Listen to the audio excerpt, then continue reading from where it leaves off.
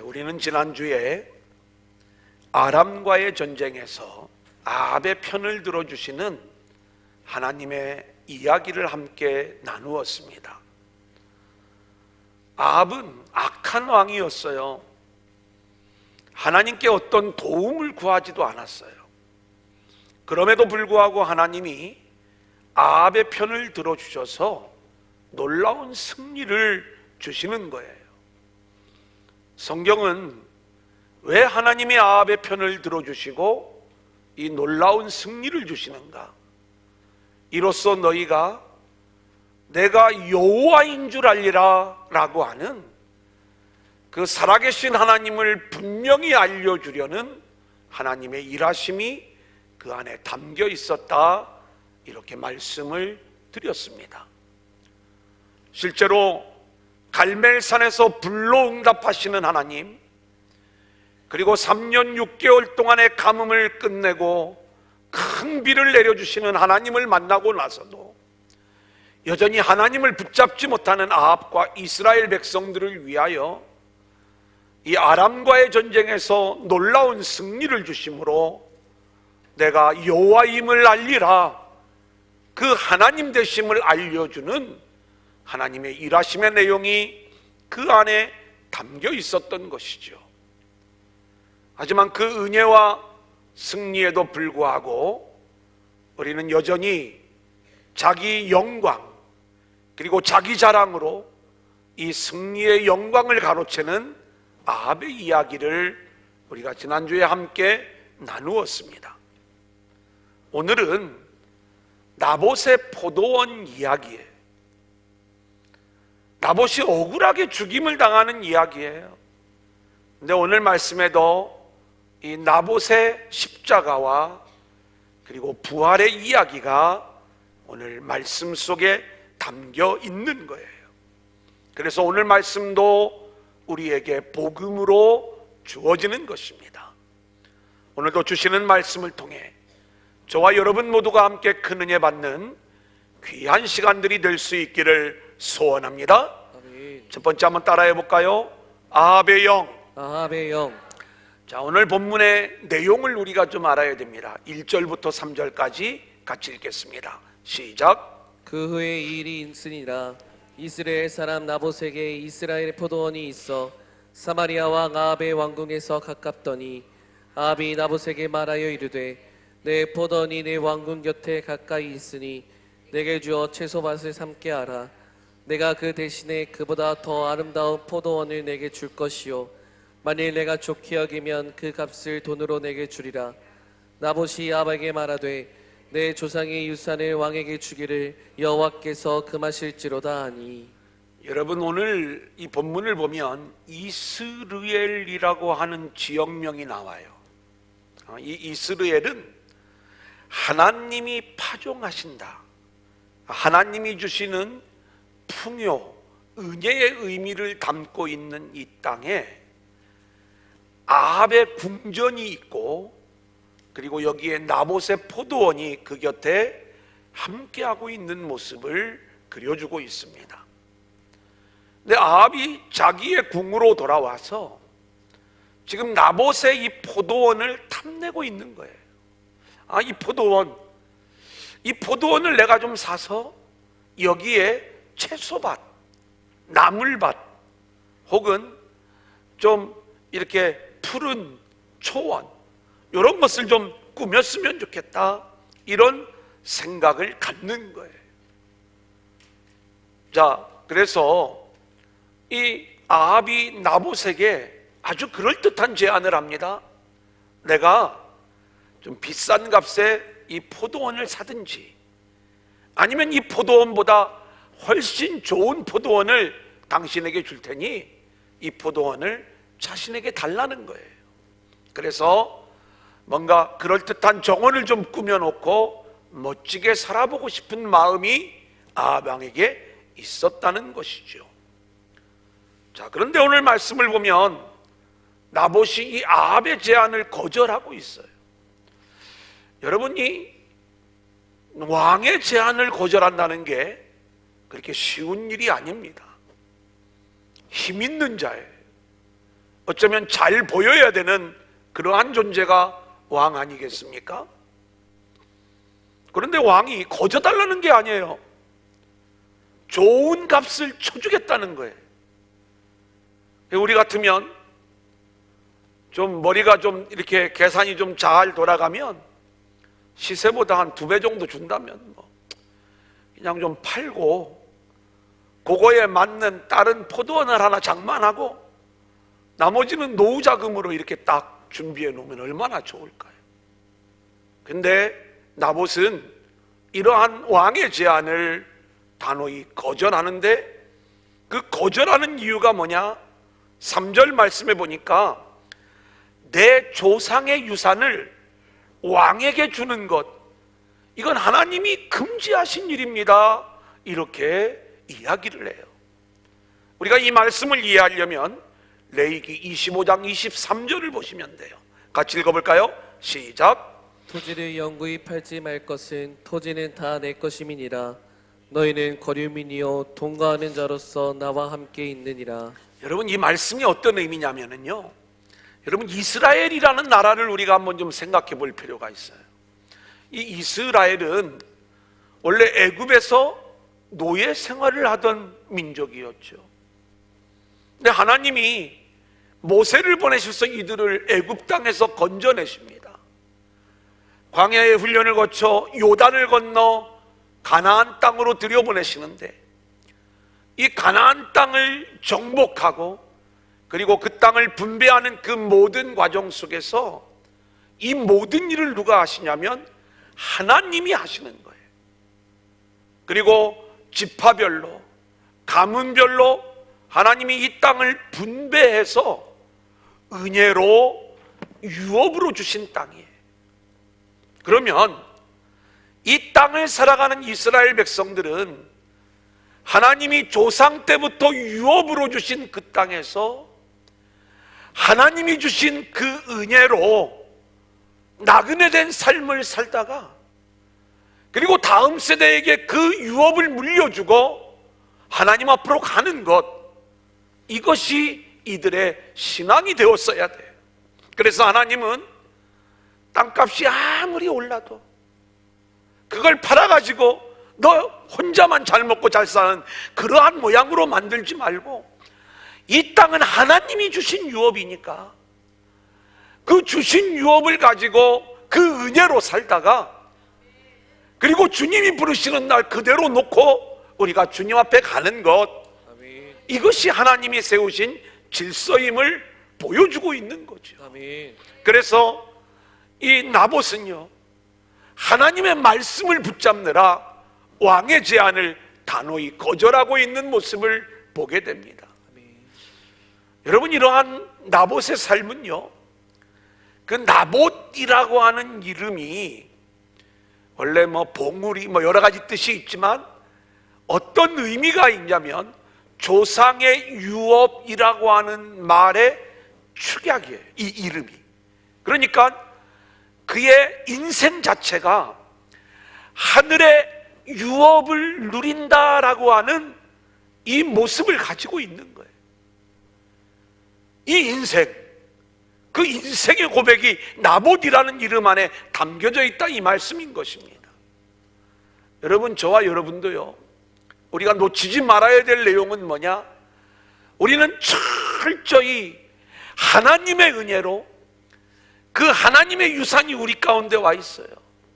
그게 예수요, 아멘. 그게 복음이요, 아멘. 그게 구원의 은혜입니다. 아멘. 우리는 그렇게 하나님의 유업으로 인하여 하나님 나라를 누리는 삶을 살다가 주님이 우리를 이 땅에서 건져내시고 이제 영원한 하나님 나라에서 이루시는 그 구원의 나라로 우리가 가는 것, 이것이 우리의 인생이 되기에 이 땅에서 저와 여러분의 인생은 하나님의 유업이 되어야 될 줄로 믿습니다. 아멘. 그래서 우리는요, 철저히 그렇게 하나님이 주시는 은혜, 하나님이 주시는 유산으로만 이 땅에서 하나님 나라를 누리고 살다가 주님이 오라 하시는 그날에 주님 앞으로 가는 것, 아멘. 나봇이라고 하는 이름 안에 이 영적 의미가 담겨져 있더라, 이 말씀이에요. 자, 이렇게 말씀을 붙잡고 거절하는 이 나봇의 태도 앞에서 아합은 자기가 왕이었지만 말씀 앞에서 어찌할 줄 모르는 그러한 모습을 보여주고 있죠. 우리는 지난주에 우리가 20장 마지막 절 43절의 말씀을 보면 우리 이번 두 번째 페이지에 있습니다. 우리 한번 같이 읽어볼까요? 이스라엘 왕이 시작. 이스라엘 왕이 근심하고 답답하여 그의 왕궁으로 돌아가려고 사마리아에 이르니라. 따라합니다. 근심하고 답답하여. 왜 아합이 근심하고 답답해 하는가? 이 장면은 지난주에 아람 왕 베나닷을 죽여 진멸함으로 하나님의 하나님 되심을 드러내고 그 영광을 하나님께 올려드려야 되는데, 베나닷을 살려줌으로 인하여 자기 영광으로 삼고 자기 의의를 드러내는 이 죄를 행하게 되었죠. 이때 하나님이 선지자를 보내어서 그 죄를 지적을 하고 하나님의 심판이 예고되어졌을 때, 이때 아합은 그 자리에서 무릎을 꿇어야 돼. 하나님, 내가 하나님의 말씀을 붙잡지 못했습니다. 제가 잘못되었습니다. 용서해 주세요. 하나님의 말씀을 붙잡는 자로 세워주세요. 이렇게 회개하며 나와야 되는데, 하나님의 말씀이 던져질 때에 여전히 자기의, 자기 자랑, 자기 영광을 내려놓지 못하는 아합은 답답하고 근심할 수밖에 없는 인생이라는 것을 보여주고 있는 거예요. 여러분, 오늘 말씀도 보세요. 이 아합의 마음에는 별 마음이 없었어요. 자기 왕궁 옆에 있는 이 포도원, 요거 좀 사가지고 좀 멋지게 꾸며놓고 좀 살았으면 좋겠다. 주인이 누군가 봤더니 나봇이에요. 더 많은 값을 주고 또 더 좋은 것으로 보상을 해주고 이걸 좀 내가 가졌으면 좋겠다. 지극히 당연한 요구 같았어요. 근데 나봇이 이야기하는 거예요. 왕이시여, 이건 하나님이 말씀으로 금하는 일입니다. 하나님이 유업으로 주신 이 땅을 내가 어떻게 팔 수 있겠습니까? 그때 나봇은 아합은 어떤 태도를 보여야 되냐면, 말씀 앞에, 그래, 내가 그걸 몰랐구나, 내 믿음이 맞다, 이러면서 말씀을 붙잡는 모습이 되어야 되는데, 여전히 자신의 탐욕을 내려놓지 못하는 거예요.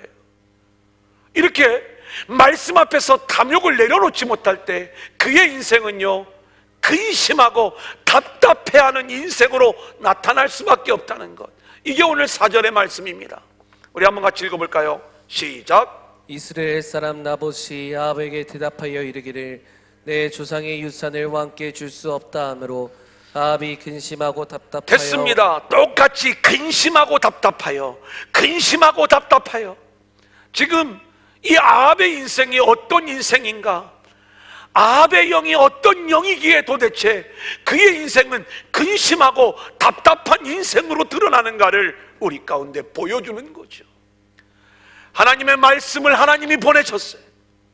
선지자를 통하여도 보내시고, 그리고 지금 나봇을 통하여서도 하나님의 말씀을 보내시고 있음에도 불구하고 그 하나님의 말씀을 붙잡지 아니하고 여전히 자신의 탐욕과 불순종과 그리고 악한 영에 매여 있는 이 나봇의, 이 아합의 입장에서는 결국 그의 인생이 근심하고 답답한 인생이 될 수밖에 없다는 것.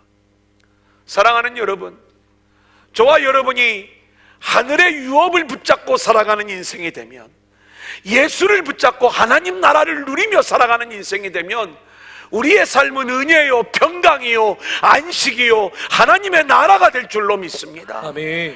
근데 저와 여러분이 예수를 믿는다고 하면서 여전히 오늘도 근심이 있고 답답하고 견딜 수 없는 그러한 문제들이 우리 가운데 찾아오고 있다면, 우리 안에 여전히 아합과 같은 탐욕의 영, 불순종의 영이 작동하고 있지는 않은지 우리 자신을 돌아보아야 되는 거예요. 말씀 앞에 우리가 순종하지 못할 때 답답할 수밖에 없는 거예요. 말씀 앞에 우리가 순종하며 나아가지 않을 때 우리는 근심할 수밖에 없는 것이다. 여러분, 이 아합과 같은 똑같은 모습을 보여줬던 인물이 하나 있어요. 다윗입니다. 사무엘하 12장 3절로 4절 우리 한번 같이 읽어볼까요? 시작. 가난한 사람은 아무것도 없고 자기가 사서 기르는 작은 암양 새끼 한 마리뿐이라. 그 암양 새끼는 그와 그의 자식과 함께 자라며 그가 먹는 것을 먹으며 그의 잔으로 마시며 그의 품에 누움으로 그에게는 딸처럼 되었거늘 어떤 행인이 그 부자에게 오매 부자가 자기에게 온 행인을 위하여 자기의 양과 소를 아껴 잡지 아니하고 가난한 사람의 양 새끼를 빼앗아다가 자기에게 온 사람을 위하여 잡았나이다 하니. 우리는 다윗이 우리아의 아내 바세바를 취하는 이야기를 잘 알고 있습니다. 오늘 이 아합이 자기에게는 많은 땅이 있어요. 이미 좋은 포도원이 있어요. 많은 물질이 있어요.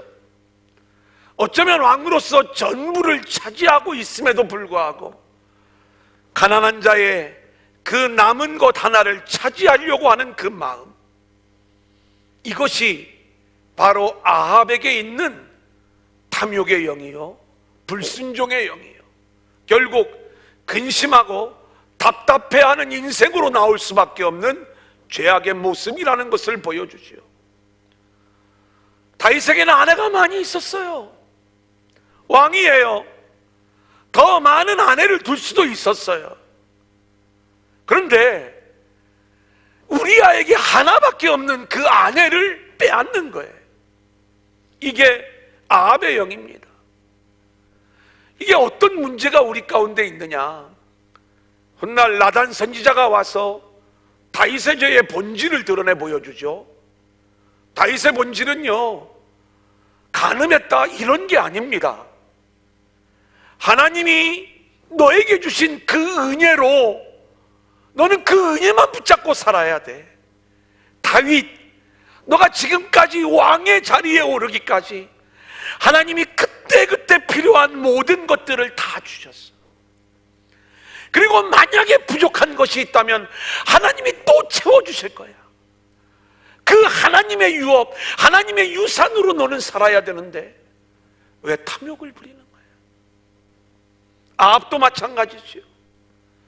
지금 나봇이 하나님이 주신 그 유산, 그 은혜 하나 붙잡고 살아가는데 그것을 무너뜨려 버리는 거예요. 하나님 나라를 살아가는 타인의 권리를 짓밟아 버리는 그러한 모습인 것이죠. 결국 그렇게 탐욕의 영, 불순종의 영에 하나님의 말씀을 붙잡지 못하고 그렇게 자신의 죄악에 이끌려 살아가는 이 아합의 영을 가진 자들은요, 나봇을 죽이게 되는 거고요, 다윗은 우리아를 죽이는 거고요, 그리고 가인은 아벨을 죽이는 거고요, 저와 여러분의 죄는 우리 주님을 십자가에 죽이는 거예요. 저와 여러분이 철저히 이 아합의 영에서 벗어나 오직 하나님의 유업만을 붙잡고 살아가는 믿음의 성도들이 될 수 있기를 소원합니다. 아멘. 두 번째 한번 따라하겠습니다. 나봇의 십자가. 나봇의 십자가. 자, 우리가 나봇과 우리아에 대한 이야기를 좀 살펴보려고 그래요. 나봇이 억울하게 죽임을 당하지요. 우리아도 억울하게 죽임을 당해요. 사무엘하 11장 11절을 보면 다윗이 자신의 죄를 은폐하기 위하여 우리아에게 그럴듯한 제안을 합니다. 하지만 우리아는 그렇게 세상이 제공해주는 풍요와 세상의 어떤 악한 영이 배경이 되어 있는 그 제안에 타협하지 않는 거예요. 말씀을 붙잡고 신앙의 정도를 걸어가는 이 믿음을 걸어가다가 결국 그 아합의 영을 가지고 있는 다윗의 범죄 앞에서 죽임을 당하는 이 우리아의 모습을 우리는 보게 되는 것입니다. 나봇도 마찬가지죠. 아합이 제시한 그 제안이 그럴듯해요. 그냥 자기에게 더 훨씬 유리한 그러한 제안일 수도 있어요. 하지만 아무리 세상에서 내가 이득을 보고 유익을 얻는 그러한 일들이라 할지라도 그것이 하나님의 말씀에 맞지 아니하면 단호히 거절하는 거예요. 말씀을 붙잡는 믿음의 길을 걸어가는 것, 이게 나봇이었어요. 결국 이 일로 인하여 죽임을 당하는 나봇의 모습을 우리가 보게 되는 것 아닙니까? 이세벨이 나봇을 재판합니다. 마치 빌라도의 재판을 보는 장면이에요. 우리 한번 볼까요? 21장 5절로 7절까지의 말씀입니다. 같이 읽겠습니다. 시작. 그의 아내 이세벨이 그에게 나와 이르되 왕이 마음에 무엇을 근심하여 식사를 아니하나이까?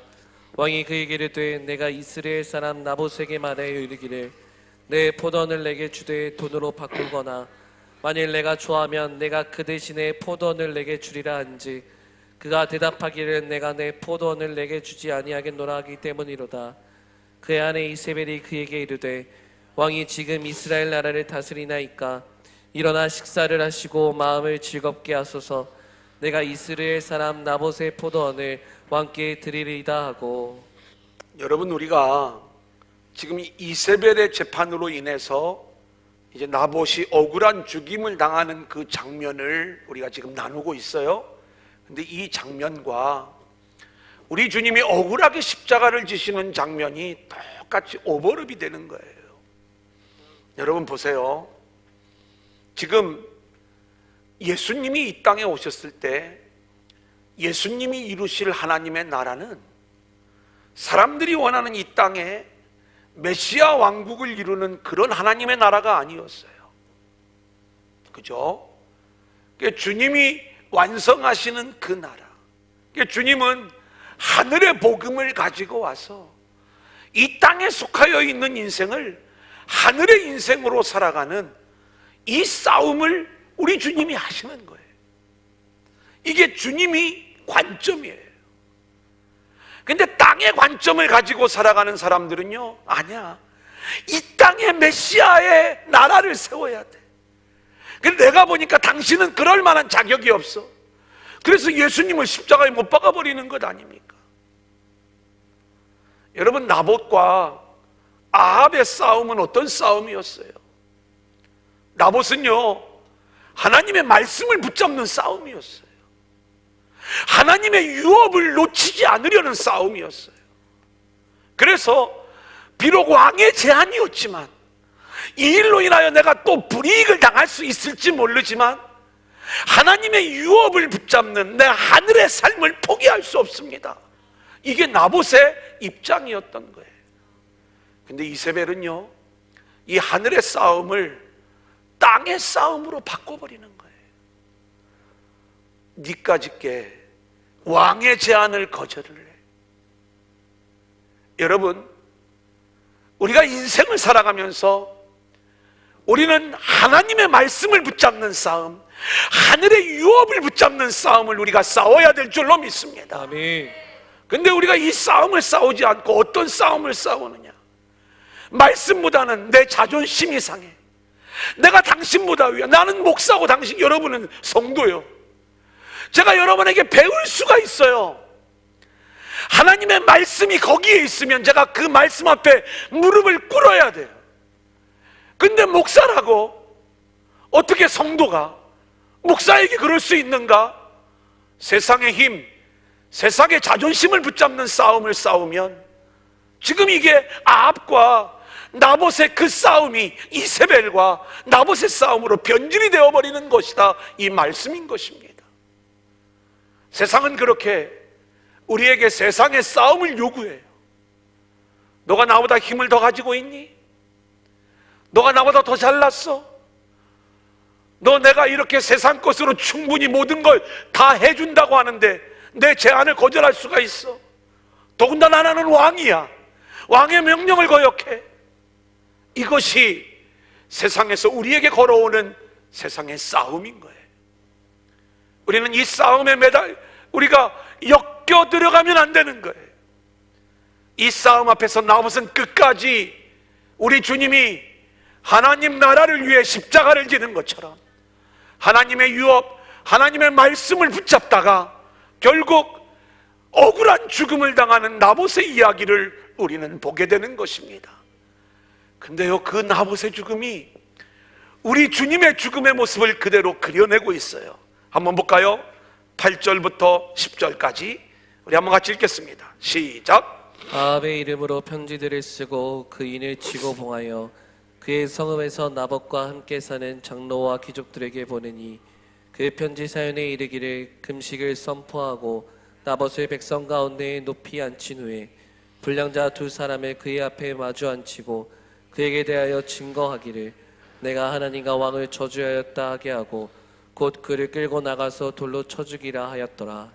이세벨은요 치밀하게 이 재판을 이끌어갑니다. 자기가 하는 게 아니에요. 성읍의 장로들을 이렇게 유혹을 하는 거예요. 그리고 두 사람의 거짓 증인을 세우는 거예요. 그래서 나봇을 모함하는데 나봇의 죽음을 보니까 나봇을 높은 곳에 앉혀요. 높은 곳에 매달려 죽으신 우리 주님의 이야기. 그리고 그 재판에서 사형 선고가 내려져요. 나봇을 성읍 밖으로 끌고 나가 돌로 쳐 죽이는 이야기. 마치 우리 주님이 성문 밖에서 십자가에 달려 죽으신 이야기를 그대로 보여주는 것. 거짓 증인 앞에서 모함을 당하고 높은 곳에 매달려 성문 밖에 죽임을 당한 우리 주님의 이야기의 그림을 똑같이 모함을 당하고 높은 곳에서 재판을 받고 결국 성읍 밖으로 끌려나가 죽임을 당하는 나봇의 이야기 속에서 우리는 같은 그림을 볼 수 있다, 이 말씀인 것입니다. 21장 13절 우리 한번 같이 읽어볼까요? 시작. 때에 불량자 두 사람이 들어와 그의 앞에 앉고 백성 앞에서 나봇에게 대하여 증언을 하여 이르기를 나봇이 하나님과 왕을 저주하였다 하며 무리가 그를 성읍 밖으로 끌고 나가서 돌로 쳐 죽이고. 왜 밖으로 끌고 나가 돌로 쳐 죽이는가? 그것은 그가 그렇게 하나님을 저주하는 그러한 불경죄를 저질렀다, 이것으로 죽이는 거예요. 이 장면은 우리가 레위기 24장 14절의 말씀을 읽으면 그 이유를 알 수가 있습니다. 같이 읽어볼까요? 시작. 그 저주한 사람을 진영 밖으로 끌어내어. 진영 밖으로 끌어내라는 거예요.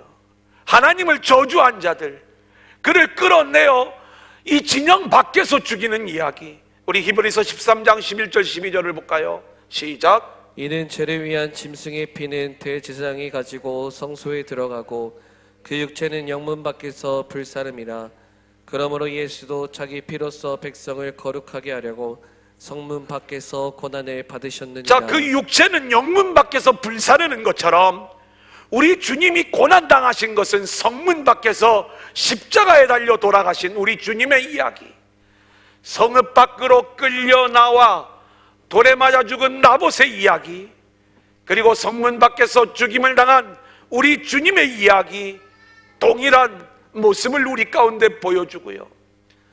나봇의 죽음은 얼마나 비참한 죽음이었는지 열왕기하 9장 26절의 말씀을 보면 나봇의 아들들까지도 함께 죽임을 당하는 그 비참함의 모습을 보여주는 것입니다. 마찬가지로 주님의 십자가는요, 우리 주님만 그 십자가에 달리신 것이 아니라 오늘 그 주님을 따라가는, 자기 십자가를 지고 주님을 따라가는 저와 여러분 모두가 함께 그 십자가에 매달려 죽고 있음을 우리 가운데 보여주고 있는 모습이 되는 거예요. 나봇의 죽음은 주님의 십자가처럼 아주 비참한 죽음이었어요. 우리 역시 십자가가 우리 앞에 놓여 있다 할지라도 이 땅에서 아합의 영이 주는 그 달콤한 제안을 거절하고 오직 하나님의 말씀, 하나님의 유언만을 붙잡고 묵묵히 십자가의 길을 걸어가는 저와 여러분들이 될 수 있기를 소원합니다. 아멘. 이제 마지막 세 번째 한번 따라합니다. 나봇과 예수 그리스도. 나봇과 예수 그리스도. 여러분이 나봇의 포도원 이야기와 똑같은 이야기가 복음서에 등장하는 것을 볼 수가 있습니다. 우리는 예수님의 비유 중에 악한 농부의 비유 이야기를 알아요. 우리 마태복음 21장 38절 39절 같이 읽어볼까요? 시작. 농부들이 그 아들을 보고 서로 말하되 이는 상속자니 자 죽이고 그의 유산을 차지하자 하고 이에 잡아 포도원 밖에 내쫓아 죽였느니라. 저를 좀 보시죠. 자, 이 장면을 보면 왜 똑같은 이야기라고 제가 말씀을 드리느냐?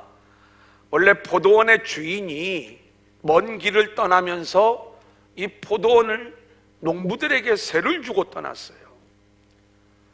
이제 이 포도 열매를 거둘 때가 되어서 그 세를 거두려고 그 열매를 달라고 종들을 보냅니다. 근데 그 종들을 농부들이 죽이는 거예요. 거기에 다른 복음적 의미는 오늘 말씀하고는 연결이 되지 않으니까 죽이는 거예요. 자, 주인이 아들을 보내면 내 아들은 존대할 거야.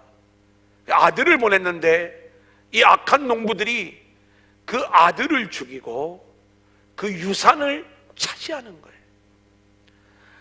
아들을 죽이고 그 유산을 차지하는 악한 농부의 이야기와 나봇을 죽이고 그 조상의 유산을 차지하는 아합의 이야기는 같은 영적 정체성을 보여주는 겁니다.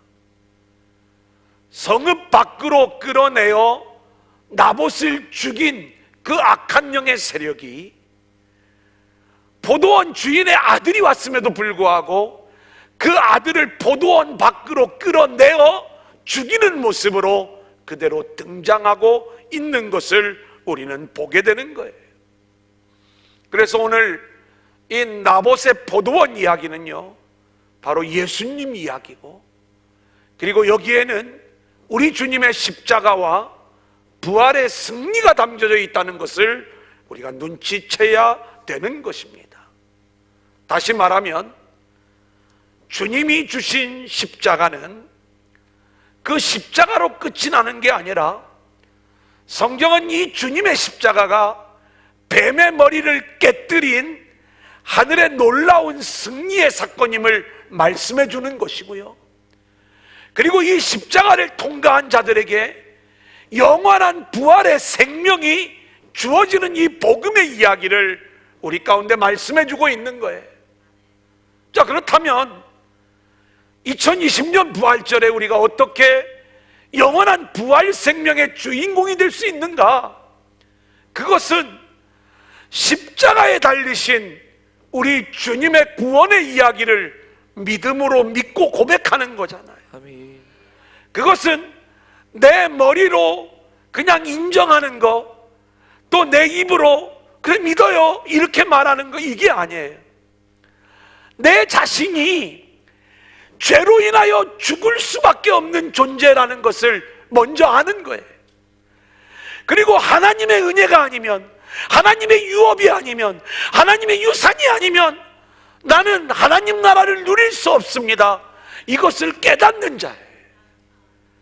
그렇게 하나님의 유업을 붙잡는 자는요, 이 땅에서 반드시 이 땅의 힘을 가진 자들에 의하여 고난을 당하고 십자가의 길로 내몰릴 수밖에 없는 거예요.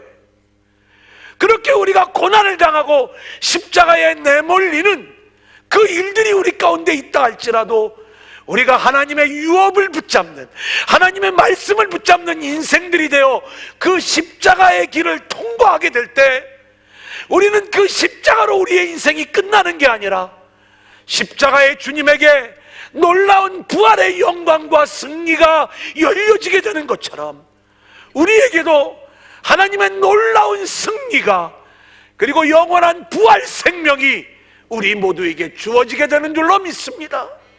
우리는 오늘 나봇의 이야기 속에서 이 말씀을 읽을 수 있어야 되는 거예요. 이제 마지막입니다. 엘리야의 심판이 선포되어지죠. 우리 18절, 19절 같이 읽어보겠습니다. 시작. 너는 일어나 내려가서 사마리아에 있는 이스라엘의 아합왕을 만나라. 그가 나봇의 포도원을 차지하러 그리로 내려갔느니 너는 그에게 말하여 이르기를 여호와의 말씀이 내게 죽이고 또 빼앗았느냐 하셨다 하고, 또 그에게 이르기를 여호와의 말씀이 개들이 나봇의 피를 핥은 곳에서 개들이 내 피 곧 내 몸의 피도 핥으리라 하였다 하라. 하나님의 심판 계획이 엘리야에게 주어지는 거예요. 엘리야는 그 말씀을 그대로 가지고 가서 아합에게 심판을 선포하는 겁니다. 21장 20절 시작. 아합이 엘리야에게 이르되 내 대적자여 내가 나를 찾았느냐? 대답하되 내가 찾았노라. 내가 내 자신을 팔아 여호와 보시기에 악을 행하였으므로 내가 내 자신을 팔아먹었다 이거예요. 여러분, 우리는 하나님의 은혜로만 살 수 있습니다. 근데 이 아합의 영, 탐욕의 영, 불순종의 영, 악한 영에게 또 죄에게 우리 자신이 팔린 존재가 되어서 결국 하나님의 은혜를 거절하고 자기 방법대로 살아가는 이 죄를 고발하고 있는 거예요. 하나님이 심판하시겠다는 거예요. 25절 똑같은 얘기죠. 시작. 예부로부터 아합과 같이 그 자신을 팔아 그 자신을 팔았다는 거예요. 여러분, 우리가 예수 안에서 하나님의 은혜로 그 유업으로 하나님의 나라를 살아가는 백성들은 죄에게 팔린 인생을 살면 안 되는 줄로 믿습니다. 아멘. 그렇기 때문에 우리는요, 죄에 대하여는 죽은 자요, 그리스도 예수 안에서 하나님께 대하여는 살아있는 자로 살아가는 믿음의 성도들이 될 수 있기를 소원합니다. 아멘. 자, 그런데 놀라운 일이 벌어져요. 아합이 회개를 해요. 자, 볼까요? 27절부터 29절입니다. 시작. 아합이 이 모든 말씀을 들을 때에 그의 옷을 찢고 굵은 배로 몸을 동이고 금식하고 굵은 배에 누우며 또 풀이 죽어 다니더라. 여호와의 말씀이 디셋 사람 엘리야에게 임하여 이르시되 아합이 내 앞에서 겸비함을 내가 보느냐. 그가 내 앞에서 겸비함으로 내가 재앙을 저희 시대에는 내리지 아니하고 그 아들의 시대에야 그의 집에 재앙을 내리리라 하셨더라. 자, 제가 거기다가 소제목을 아합의 회개라고 적어 놓았지만 아무리 이 말씀을 묵상을 해봐도 지금 이 아합이 진짜로 회개하고 있는가? 우리는 아합의 죄와 다윗의 죄를 우리가 비교하면서 잠깐 말씀을 드렸지만 다윗처럼 중심에 회개하는 이 상한 마음이 보이지가 않는 거예요. 모양은 회개예요.